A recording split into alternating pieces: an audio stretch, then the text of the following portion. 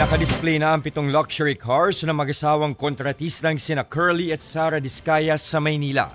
Yan ay para sa public viewing bago ito tuluyang ipasubasta sa susunod na linggo. Narito ang report ni Rainiel Pau.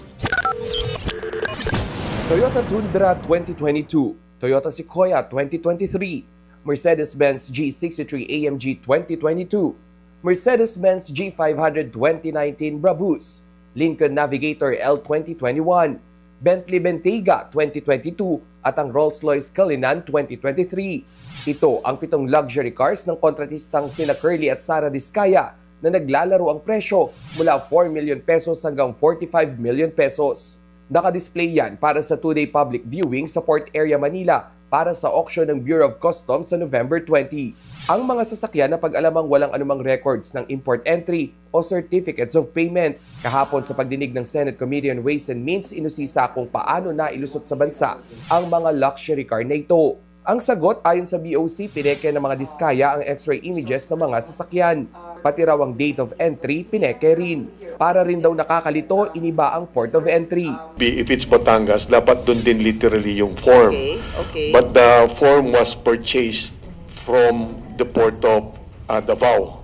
Why would they want the certificate of payment to be in another place? Kasi ibababaan doon. No ma'am, para mahirap matrace kung iimbestigahan niyo ma'am. Ganon?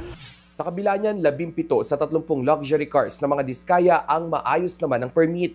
Pero hindi pa rin pumayag ang ICI na isauli ang mga ito sa mag-asawa. Sakop pa raw yan ng investigasyon sa flood control scandal.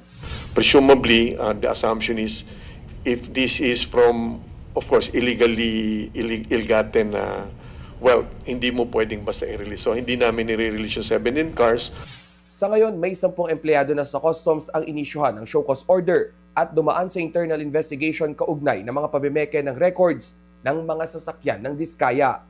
Nagbabalita mula sa Frontline, Rainiel Pawid, News 5. Mga kapatid, ako po si Ruth Cabal. Dito tayo sa totoo, dito tayo sa True FM. Mag-follow at mag-subscribe din po kayo sa aming social media accounts at True Network PH. Diyan po yan sa aming X na dating Twitter, sa FB, sa Instagram, sa YouTube, sa TikTok at sa mga podcast. At syempre, tutok din po kayo sa Signal True TV Channel 19.